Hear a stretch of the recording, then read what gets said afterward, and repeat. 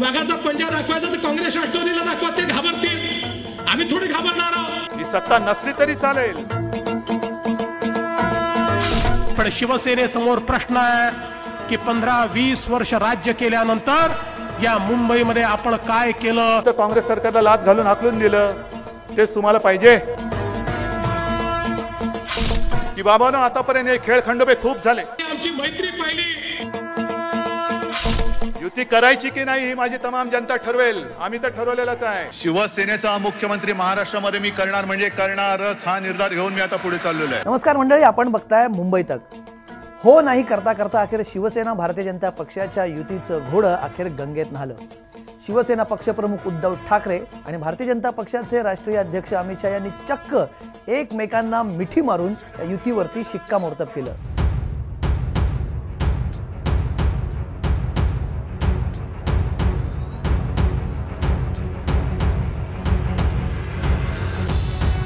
झालं गेलं गंगेला मिळालं आणि जुनं ते सगळं विसरून आता नव्या दमानं निवडणुकांना सामोरे जाण्याची घोषणा या दोन्ही पक्षांनी केली आहे। मात्र गेल्या 4 वर्षात जे काही झालं आणि ज्या प्रकारे या दोन्ही पक्षाच्या नेत्यांनी एकमेकांवरती टीकेची झोड उठवली ती बघता पक्षाला तर हे विसरण कदाचित शक्य होईल, पण लोक विसरतील का? अरे या महानगरपालिकेचा जन्म जो झालाय तो सामान्य माणसाचे अश्रू पुसण्याकरता झालाय। तुमच्या मांडीला मांडी लावून मी सत्तेमध्ये कशाला बसू? बघूया या दोन्ही पक्षाचे नेते एकमेकांबद्दल काय म्हणाले होते। उद्धवजी, महानगरपालिकेचे तुम्ही वाली आहे असं म्हणता, हे सगळं घडलेलं तुम्हाला का माहिती नाही? तुम्ही का नरेंद्र मोदींना दोष देताय की नरेंद्र मोदींमुळे हा रोड अडला? अरे हा रोड जर होत असेल तर तो केवळ आणि केवळ नरेंद्र मोदींमुळे होतोय की ज्या नरेंद्र मोदींनी या कोस्टल रोड करता या सगळ्या परवानग्या या ठिकाणी दिल्या। बंधू भगिनींनो, मी सवाल विचारतो, अरे मुंबईमध्ये तुमचे 3 खासदार आहेत, महाराष्ट्रात तुमचे 18 खासदार आहेत, तुमचा एक तरी खासदार या ठिकाणी पर्यावरण विभागामध्ये किंवा मोदीजींकडे साधं एक पत्र तरी घेऊन गेला का की या ठिकाणी आम्हाला कोस्टल रोड करायचा आहे? अयोध्येला गेल्यानंतर मला इकडे तिकडे विचारलं होतं की अयोध्येत का आलात? राम मंदिर हो म्हटलं, राम मंदिर बांधणार म्हणजे बांधणारच, पण अयोध्येला मी एवढ्यासाठी गेलो होतो की जो कुंभकर्ण झोपलेला आहे त्या कुंभकर्णाला मी जागा करायला गेलो होतो।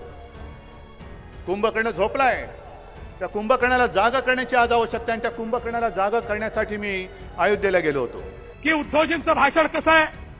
तो म्हणाला की एसएमएस वर त्यांनी मला सांगितलं, म्हणाला ब्रेकिंग न्यूज येते, आम्ही टीव्ही समोर बसतो, थोड्याच वेळात उद्धवजी ठाकरे यांची सभा आहे, ब्रेकिंग न्यूज, मग सभा सुरू, मग त्या सभेमध्ये काय होतं बंधू भगिनींनो? त्या सभेची सुरुवात होते तुळजा भवानीची रेखलं, ठाण्या वाघ, खंजीर, हिंदू, लांड्या, अखंड महाराष्ट्र, बाळासाहेबांना श्रद्धांजली, कट्टर, मावळा, कावळा, टाकळ्या, वाघ, शेपूट, शिववडा, शिवबंधन, त्यानंतर अफजल खान, दिल्लीश्वर, तलवार, फौज, मनगटातील ताकद, स्वाभिमान, निधडी छाती, अंगार, शिवराय, मावळे, स्फुल्लिंग, ढेकूण, हिरा, हिंगण्या, मर्द, ज्वालामुखी, वाघझेप, स्वाभिमानाचा चुडा, छाताडे, मशाल, गंगटोक, वाढभरारी, वाघनखे, वज्रमूठ, बलिदान, आहुती, बाप, वीर, फरशा करून दाखवलं, मुंबई तोडण्याचा डाव, सभा संपली, जय महाराष्ट्र, शिवसैनिक घरी चालले। अरे विकासाचं काय? म्हणजे विकास करतील ना फडणवीस आणि मोदी,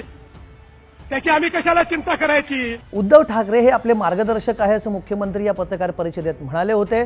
मात्र आपल्या मार्गदर्शकाची नक्कल करण्यापर्यंतच मुख्यमंत्री थांबले नाहीत, तर थेट महापालिकेतच भ्रष्टाचार आहे असा आरोप मुख्यमंत्र्यांनी लावला। आणि एवढ्यावरच मुख्यमंत्री थांबले नाहीत, तर आपण थेट वाघाच्या जबड्यात हात घालून दात मोजतो अशा भाषेत थेट शिवसेनेला आव्हानच दिलं की म्हणाले आमची मैत्री पाहिली पण वाघाचा पंजा नाही पाहिला। आता वाघाचा पंजा आम्हाला काय दाखवता हो? वाघाचा पंजा दाखवायचा तर काँग्रेस राष्ट्रवादीला दाखवा, ते घाबरतील, आम्ही थोडी घाबरणार आहोत। अरे वाघाच्या जबड्यात घालून हात मोजितो दात जात ही आमची, पाच चाळून पाने आमच्या इतिहासाची, पाच चाळून पाने आमच्या इतिहासाची, हा पंजा आम्हाला नाही दाखवायचा। ज्यांनी 20 वर्ष या महानगरपालिकेमध्ये सत्ता गाजवली ते या ठिकाणी विकासाच्या मुद्द्यावर बोलायला तयार नाही। जर सरकारला धारेवर धरणं हा जर का गुन्हा असेल तर तो गुन्हा मी केल्याशिवाय राहणार नाही, तो मी गुन्हा करणार। हिम्मत असेल तर मला शिक्षा करून दाखवा। काय सांगता तुम्ही? भाजप आणि पाकिस्तानची युती? आता विचारू का तुम्हाला? 2004 साली जावेद मियांदादला घरी जेवायला कोणी बोलवलं होतं? अरे तिकडे वानखेडेची पीच खोदायची, फिरोजच्या कोटलाची पीच खोदायची आणि दाऊदचा समधी असलेला जावेद मियांदाद याला जेवायला बोलवायचं.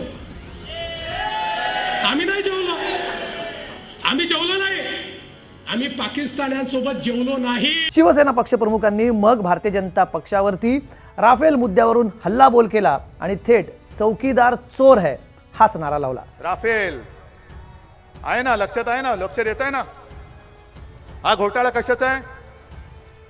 आपल्या सैन्यासाठी, आपल्या देशासाठी जी विमान खरेदी करायची आहे त्या विमान खरेदीमध्ये घोटाळा झालाय असा एक मोठा समज नव्हे, असा आरोप आहे.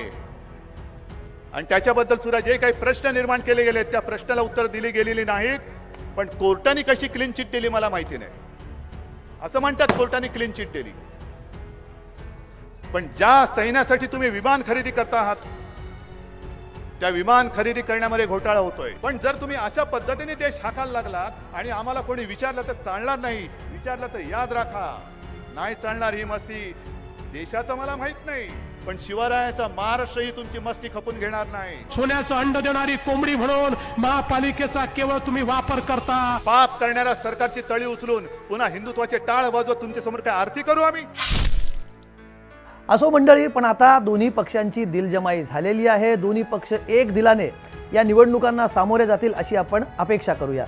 मात्र गेली 4 वर्ष ज्या प्रकारे या पक्षांनी एकमेकांवरती टीका केली होती आणि एकमेकांवरती आरोप प्रत्यारोपांच्या फैरी झाडल्या होत्या, त्यामुळे लोकांचं मनोरंजन झालं होतं.